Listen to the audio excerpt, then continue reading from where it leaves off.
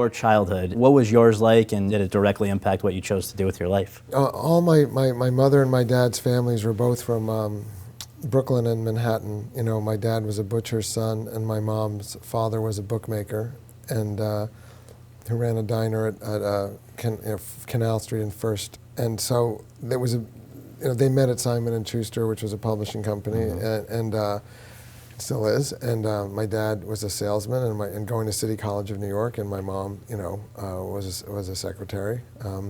And they got married very young, and they ended up raising the family in Mamaroneck, New York, which is a suburb sort of near New Rochelle, where the Dick Van Dyke Show was. It's sort of north of the city.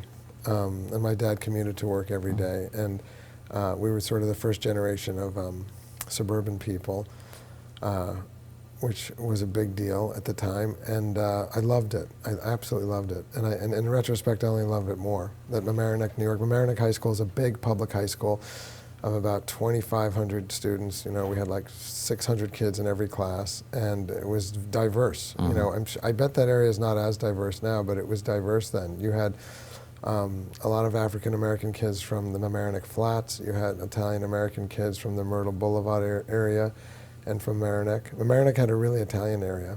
There was a lot of Jewish kids, a lot of big Catholic families that were barely hanging on to their houses. They lived in these big ramshackle houses. That was always my fantasy, and my first girlfriend was from one of those big Irish families. It's 7 kids, and in one of those big old houses. And we lived in a ranch house, that was very neat, not messy. And so I liked the big messy house. But my mother was a very colorful character. She died about 12 years ago, but she, a very outspoken Brooklyn girl, Italian American, who was very active in local politics, very active in the League of Women Voters. And one of my earliest memories is playing on a Little League baseball team, and there was a ruckus in the parking lot, and I was playing in the game, and I said, what's the ruckus in the parking lot? And they said, oh, some lady's getting into a big fight with the ice cream guy. And I said, oh, I got to see this. And I broke my way through the crowd, only to be shocked and mortified to see it was my mother, who had taken exception to the ice cream guy calling Italian ice a guinea ice, because she is Italian American, and she was very sensitive about that.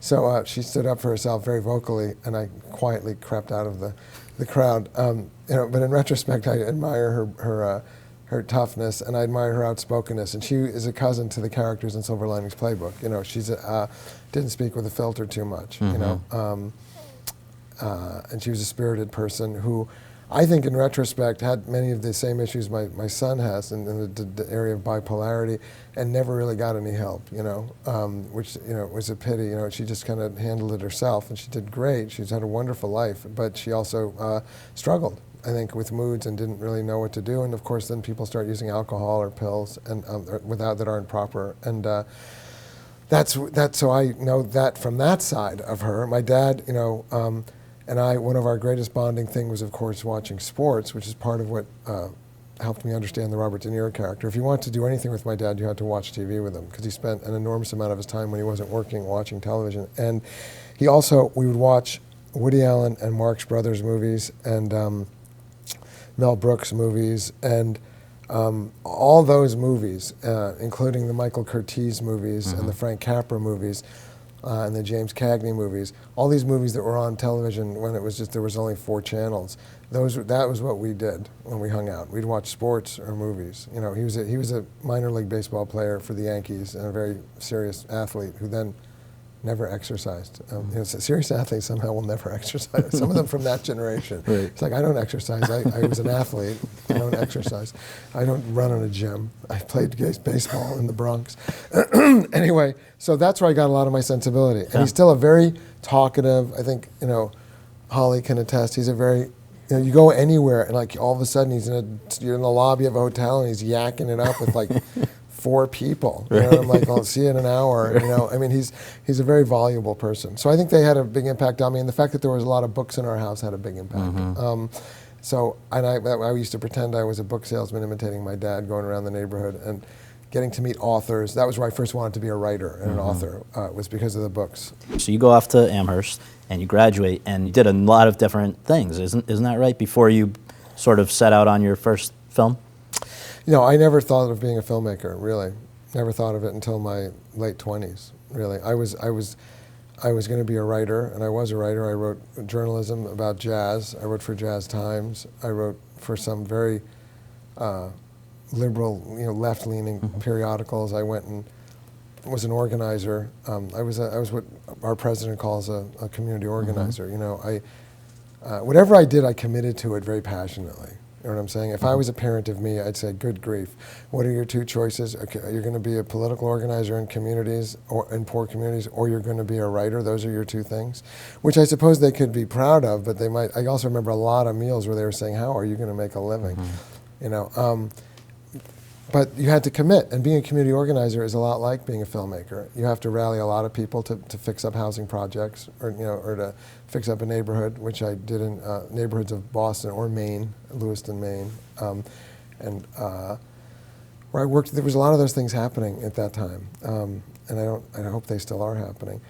But I eventually used video equipment to document housing conditions in a really bad area of Maine, the state of Maine, and. Where an old friend of mine has started an organization, and that's where I made my first documentary about those and presented them to the town council. And then I did it, and then in Boston I did it with some Latin American immigrants from Central America who I was teaching at the Cardinal Cushing Center for the Spanish Speaking, and I was teaching them English and literacy. And I said, why don't we make a magazine of your writings, for all the other immigrants in Boston about your story. So we made a magazine, which is very empowering to them. Yeah. And then I said, let's make a documentary about one of your stories. So we did that, and then it was like, then I said, I think I might want. And I remember I edited at Bunker Hill Community College, and I won a cable television prize. And the way you had to edit it was there were two decks, and here's how you edit it if you're going to make a cut. You had to try to catch. I stayed in that dark room to try to catch the cut from one deck to the other. You did it by hand. But that's the kind of sweat labor that makes you really pay attention to what you're doing and really get exacting. So then, I then decided I was going to make short films, and I worked as a PA and went on from there. And for some documentary projects, and then Sally Menke, Quentin Tarantino's late editor, and a bunch of New York film school graduates, of which I was not one.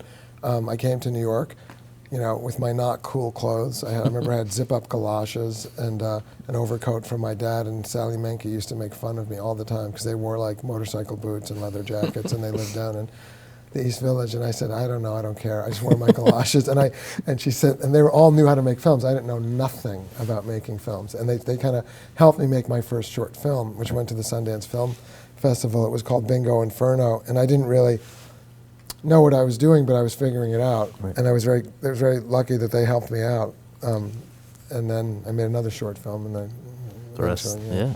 So what's the short version of sort of Spanking the Monkey, this crazy evolution from a jury duty basically to Sundance, and then all of a sudden you were on everybody's radar? The short version, which is good for me to tell writing students when I go to the high school for cinema in the Bronx, that I've been helping for 10 years. Oh, wow. And that's the first public high school for cinema in the city of New York. And I got involved through some other Amherst graduates who wanted to be organizers, and they started this place.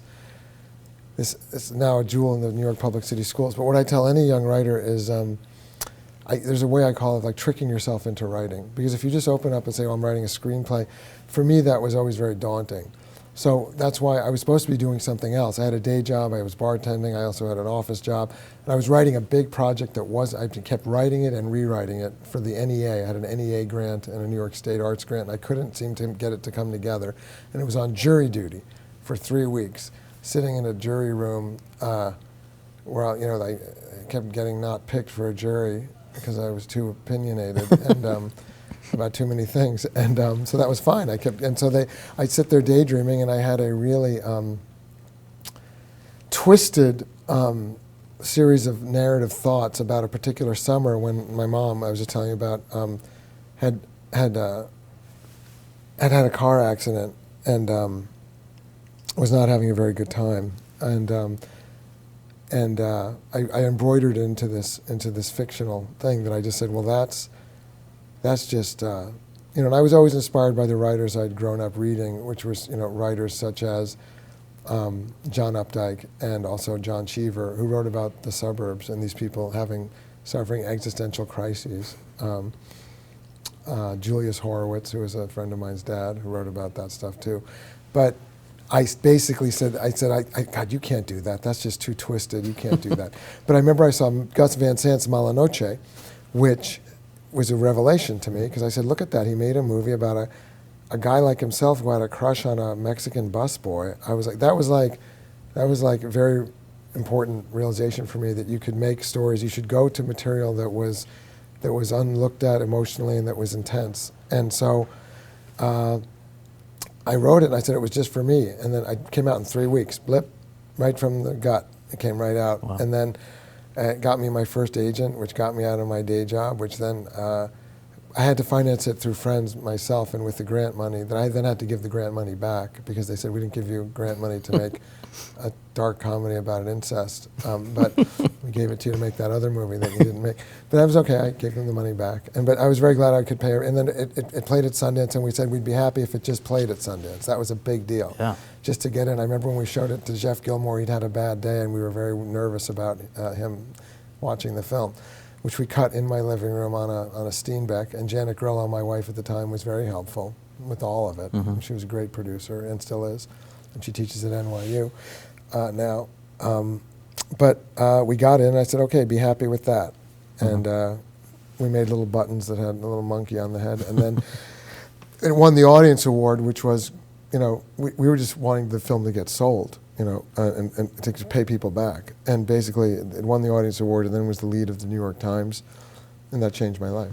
Everything changed after that. Yeah. And within 5 years, you had 2 more, with Flirting with Disaster just shortly after 2 years. Well, my wife very smartly said to me, you better get cracking, Jack. We had a baby on the way who turned out to be Matthew, who was the inspiration for Silver Linings Playbook. But she said, you better get going, because these windows close up fast, and you're going to be a flavor of the minute for about 5 minutes. And there were some colleagues I was with that year at Sundance who didn't act fast enough, and they were very talented, and they didn't get to make other films. So I'm grateful that she did that. So I wrote Flirting with Disaster based on some experiences I'd had, and I thought it'd be fun to make a comedy. I loved Woody Allen's comedies, and it was about a marriage, and it was also about having a kid. And it was a big deal for me to have all those people over at my house to rehearse. Mary Tyler Moore, Ben Stiller, Patricia Arquette, Lily Tomlin, Alan Alda. That was a very big. George Segal. These were all the heroes of cinema to me. And then just 3 years after that, Three Kings. Three Kings, I decided I wanted to play in a bigger arena and do something that was more muscular. And I was actually writing something that was quite similar to what later became There Will Be Blood. Yeah. And I went to the Princeton History Department, where somebody I knew was teaching, and I did a lot of research into the early oil fields, into the early barons of that era, and I was going to do a father-son thing in there with Harvey, as a matter of fact. And then I just thought, all of a sudden I thought, wow, that is just so, I don't know, suddenly the whole thing just seemed overly ambitious or overblown to me. Like, who was I to take the moral measure of the 20th century? That was just how I felt. Because I kept saying, well, gee, you could say all these negative things about it, but you could also say all these positive things about it. So I just sat back and I said, why don't I just go after this weird war that nobody ever talks about? Right. And that was the first studio picture. Wow. And Huckabees, which, back to sort of existentialism, and this, I know it was sort of traces back to one of your professors, right? Robert Thurman, was that? Oh, yes. No, well, Robert Thurman was a great teacher of mine in college, who then ran the religion department at Columbia, and he was a great scholar of Eastern religions. It happens to be the father of Uma Thurman, and a very serious scholar of Sanskrit and Chinese, and a translator. And it was very fascinating to me, because J.D. Salinger had been interested in Zen, and I loved J.D. Salinger's writing, and so then I started being interested in Zen, and I practiced Zen in a Zen center in New York City. It was one of the first, and went to more classes that Robert Thurman was then teaching in New York, because he'd moved. And so that was another area of ideas that I was very interested in. And I think after 9/11, I also felt in a terrible kind of a crisis emotionally, and I also was about to go through a divorce. So I think I was, and my son was facing all these bipolar challenges. Right. So there was a lot of tough times for me. And I don't, To me, the film has a lot of beautiful things in it. I wish it had the emotional attraction that I eventually learned to do with The Fighter, because I think it could have had more impact. I'm very grateful I got the chance to make it. I'm grateful to the people I got to work with in it. And I think there's still some solid scenes in it. But I wish I could, you always have that, you wish you could go back and do it right. But that was just a tough period for me that led me to The Fighter. See, I don't think I would have. There was a 6-year gap. I would have never looked at The Fighter twice. Before I would have said, this isn't interesting enough. And I was talking to Steve Gagin last night, the director of Syriana, and I said to him, what are you doing? Because we live on the same street. I said, what are you doing? Well, you got to make another movie, man. Yeah. I said, I know where you're coming from. You're overthinking it. And maybe he's not, but I just feel like don't think about it too much is how I think. Right. I just feel like come from the gut. That's just really what I learned for myself.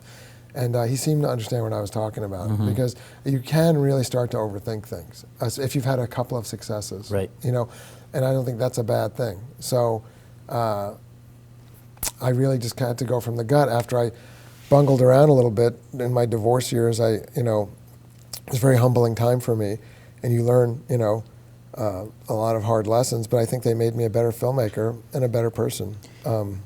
So I ended up I had made a film that didn't get completed, which I never thought was imaginable.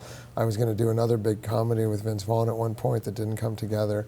And suddenly you feel like you're a character in an F. Scott Fitzgerald story about Hollywood, and you think you better wake up and get down to basics and do something raw and real and make it count. It was 6 years after Huckabees that The Fighter came out. How long were you working on it? How did you come to be involved with it? What drew you to it? Because it ended up being, I think, commercially and maybe critically, the best received of any of your movies up to that point. The Fighter was a picture that Mark Wahlberg had talked to me about for several years, and there were other directors attached to it, Darren Aronofsky, for the most part, and it came and went. And actors came and went. Brad Pitt and Matt Damon were attached to it, and Matt Damon very graciously came up to me after Christian had won the Oscar and said to me that it just went to show you that the right actor plays the right role at the right time. And I thought that was a very gracious way of accepting the breaks in cinema. It was the best thing that happened because I got to focus. The worst thing is for me as a writer or a director is if you don't have your clear direction. And the best thing is to have your clear direction, even Darren Aronofsky referred to it during a period when he made that film with Rachel Weisz and Hugh Jackman. What was that film? The Fountain, yeah. The Fountain. I think he said he had his head up his ass during that time. And that's how I would refer to some of those 6 years, for me. And the best thing is when you can see clearly, and you see how real and raw that you must go from the heart and for the real material and go for it and keep it simple. Don't complicate it too much. That was what I saw in The Fighter. I saw people I knew from my own life, in my own walks of life, and I said, I know these people, and let's really get into their hearts and their minds. And I loved the women more than anything is what made me want to do the picture. And I worked with the writer Scott Silver to get the women completely redeveloped, the sisters and the mother and Amy Adams, the Melissa Leo and the Amy Adams character. I mean, we're here and we were just saying Kirk Douglas gave Melissa the Oscar for The Fighter that year, and it was wonderful. I just told him that up at that event, and it was very meaningful to us that he gave it to her, and it was very meaningful to her. It seems like you have a real talent for directing women as well as writing them. Where do you think that comes from? It's a great area that is always underrepresented in films. Every script, everything I see, for the most part, the women are underwritten, and I think that I know that's where I get excited, because I know we're gonna get in there and make something really interesting happen, and make great characters. The whole movie rises to me with the women. Why do I have a feel for it? I don't know. I just know that you have to write what you know, and I've certainly known a lot of women. My mother, my sister, my aunts, everybody in my family, and as including my wife, my ex-wife, my current partner. I mean, I love women, and I have a great feeling I love to tell the story from their point of view. Amy Adams is going to narrate a good deal of the new movie that we're making with Christian Bale and Bradley Cooper and Jeremy Renner, and I love that. I love putting the ball over through her eyes and in her hands. So the fighter was a great thing, and it was the model, the 33-day shooting model of the fighter. Keep it lean and make it count. And you retained that for Silver Linings. Same schedule, same budget, same schedule. 33 days, and the script for Silver Linings was 152 pages. At first I thought it was 154, but I just looked at it. It was 152. That's about 8 pages a day, or more, when most pictures do 2 or 3 if they're lucky. And so everybody has to really, you can only do that if everyone's together. Yeah. And that means everyone has to feel the same heartbeat and the same music of the movie, and they have to be willing to do anything for it. And I was very fortunate. If you put your heart into things, you draw the actors who will do that for you and with you. And speaking of everyone together, I think the scenes that generate the biggest response and a lot of audience enthusiasm in both The Fighter and Silver Linings are the big group scenes where everybody comes together and it all kind of comes to a head. Explain how you operate as a director in a situation like that and where you learn to do that. Well, I would have to say, Scott, that the first thing is that people like to underestimate the conventional aspects of it, which to me is the script. If you haven't arrived at that scene with all those actors in that room, script through 20 drafts, you're not going to get it. You have to get it on the page. You have to know what you want. Each character has to have arrived there with their emotional journey going full speed. And so that was Jennifer Lawrence's journey, Bradley Cooper's, Robert De Niro's, and the rest of the families. If we didn't get them all the way through the first 2 acts, they weren't going to arrive in that station of the parlay scene where they all collide. And so that had to happen at the script level. Then when it happens on the day, you keep, part of it's necessitated by practicality, Scott, is that we don't have that much time to shoot it. So we have to light it for 360 degrees and make it like a stage play. And that means everybody has to get in the game and stay in the game all day. They get in and they're on stage the whole time, and the camera can go to them at any time, and it gets going in a rhythm of the scene, and we don't cut. For 20 minutes of film at a time, we don't cut. We just keep going, and people really get a feeling for it. I think that's what the actors like about it, is everybody gets a feeling for it, so you almost forget it's a scene, you get lost in it, which is my goal as a director. I want everyone to be lost in it emotionally, and with actors that great, they doubled down for that. One of the ways you prod unexpected moments or improvisation, whatever you call it, is you will talk to them during that kind of a period of 20 minutes while the camera's rolling, something to give them an idea to go in a new direction. Is that true? Robert De Niro said that it felt that there was an immediacy to it, which is the fact that it's almost like you're in the middle of a family meal or situation where people are going at something, and you can chime in on someone's behalf. You can go to someone's ear. You're going to take that? Don't say that. No, you should say to him. You should say to him, that's bullshit. And if that's not nonsense, you better prove it.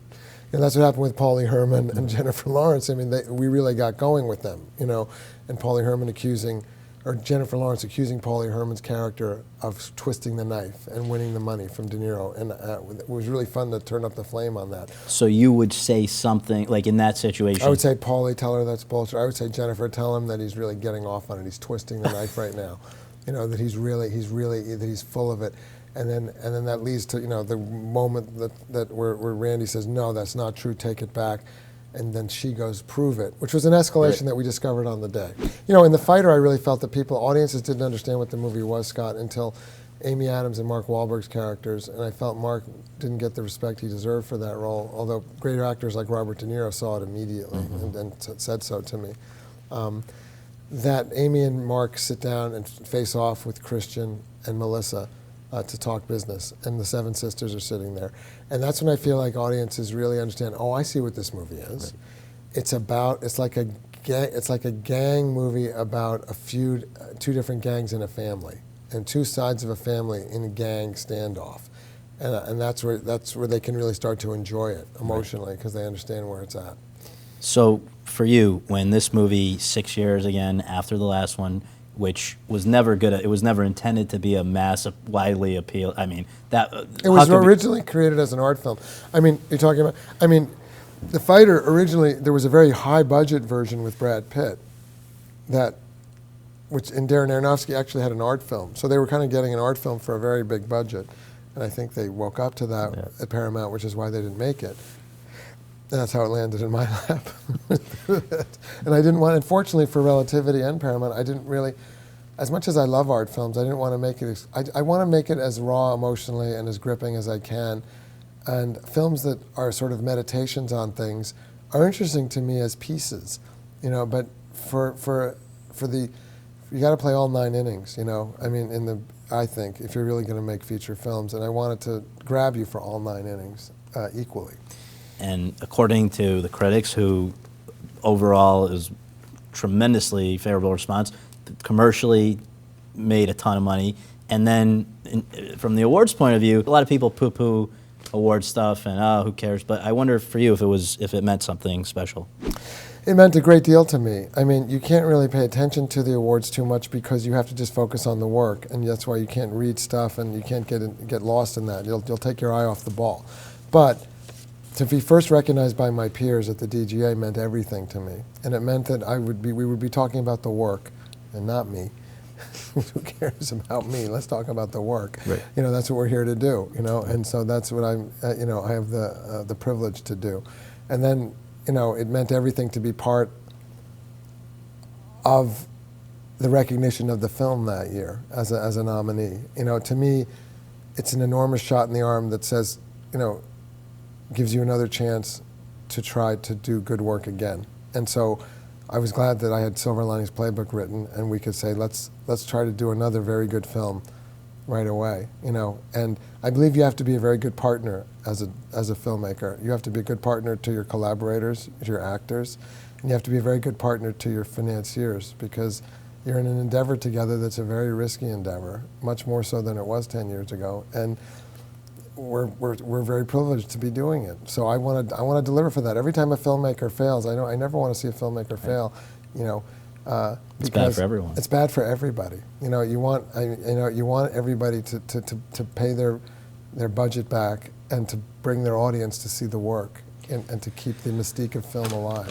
Well, just to briefly touch upon something that I know, you know, it's not one of your favorite chapters in your career, but there was a time prior to The Fighter where one of the things that, you know, some people associated were a few like blips in a long. It should have been, the focus should have been on all these great movies, and there were some distractions. And I just wonder for you, I know you were very, you know, very happy to have the chance to do The Fighter 6 years after Huckabees, because I think after that, that's all people think about now, the great films and the filmmaking. But was that difficult for you, having, you know, again, to have to deal with crap based on two small incidents in a lifetime?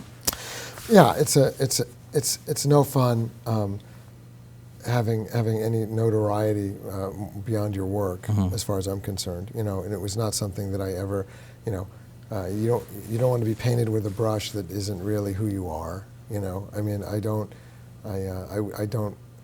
you know. So that was part of that rough time for me, you know, and it certainly made me, you know, want to get a lot better at a lot of things. Certainly handling a lot of situations. Making movies very challenging, and you just have to handle it in all the right ways that you can get the vision done and not have anything else distract from it. And I think the ultimate testament to the fact that you've done that is that, first of all, look at The Fighter, where 3 of your actors get nominated for an Oscar, and all of them couldn't say enough, and the 4th that probably should have been nominated, all of them couldn't say enough great things about their experience working with you. And the same with Silver Linings now, where, you know, these last 2 have been huge ensembles, and the one thing that seems to be the takeaway is that if you want an actor's director, you can't do a lot better than David O. Russell. And I just wonder, that's got to be kind of gratifying for you, I would imagine. Yeah, it's very satisfying to do the opportunity. You know, once you've had your ass handed to you and you feel humbled, you just feel grateful to get the chance to do the work, and you want to make it count. And Right. You're looking at your own life, your own mortality, and time is limited, and you want to do stories that have heart and emotion in them that matter to you. It's a privilege to make a movie. It's a privilege to make any movie, but if you can make a movie from the heart, that's a great privilege. And to work with these kinds of actors is a great privilege. So, you know, I'm just grateful to be doing it, and then I want to do the best that I can do. You know, so that all comes from a place of humility and struggle that makes you a better filmmaker. Really, you're either going to go down, you're going to go up. It's like when anybody faces an illness. I've had some very dear people very close to me who faced some serious health challenges, and their doctors all say the same thing, man. You're either going to go, you got to fight it and go up, or you're going to spiral down. So you got to step up. So I was very grateful to do The Fighter, and I'm very grateful to have made Silver Linings, which I wrote before The Fighter. So I thought it was great that I had it in my back pocket when The Fighter had finished. 5 years between Three Kings and I Heart Huckabees, 6 years between I Heart Huckabees and The Fighter, and now just 2 years between The Fighter and Silver Linings, and you're already off and running on the next one, which I don't know if it has a title yet, but it seems like you're having more fun than I've ever seen you, and seem to be feeling, gratified. Is that correct? You want to keep working, and you want to keep doing the best work you can. And when you find a key that you can sing in, which is to me the key is these people, these characters, their emotions, their the love affairs, the families. This is something that I feel I can do several films in, and I feel like the Silver Linings is almost a companion that followed The Fighter, and I feel like the next picture, previously called American BS, I don't know what we'll call it, but it's again a companion. It's like the third in these series of pictures, and that's a gift. The muses sometimes show you a highway, and when you see that, you want to go. Especially as you get older, you want to go. You want to do your best work, and it's the best thing I can tell any of the students I ever meet is put your feet on the floor, and don't overthink it, and go from the gut, and go. And so yes, I want to make films every 18 months right now. And I want them to deliver for people emotionally. As I said at the Directors Roundtable, I feel that the desire is a very good desire. It's a very worthy goal. It's a difficult goal, is to remain emotionally relevant. And you can only do that through great characters and great stories. So finally, if it was up to you, and when people leave Silver Linings Playbook and head home or go to get a cup of coffee or whatever, and they're talking with the person they saw it with, what would you hope that they take away from it? I would hope that anybody who sees the picture comes out having been gripped in a narrative that leaves you feeling a little bit dazed and a little bit elated, because that's what I get from the best pictures that affect me. I feel like I've gone into a different world, and I feel like it's really gotten me, down inside, and moved me, and I liked the characters no matter what they were. I was enchanted by them, and I wanted to spend time with them. That's what I want people to take away from films and Silver Linings. I think that and I also want people to actually have a bigger heart for anybody who's struggling with any kind of such emotional challenge. People like my son or anybody else. I want them to feel that, and I also want them to see the magic in it and the joy in it, which is not nonsense. It's real. When someone steps up, the only way these people can get through their challenges is by doing. And that's why they have to do the dance, and that's why they have to work out. They can't get lost in their minds. They have to, which I relate to personally. You have to do, and so the doing ends up being magical for everybody. He pulls his whole family into that, and so does Jennifer, into that dance, which is enchanting to me. Dance is dance. There's no language, So as much talking has happened before it, it's all then music. And so that, to me, is what people leave the theater with. So I guess 18 months can't come soon enough. If we stay on schedule, that's the next. So we're going to work back east in February. So we'll be there. Where they're scouting now. And so thank you. Should be good.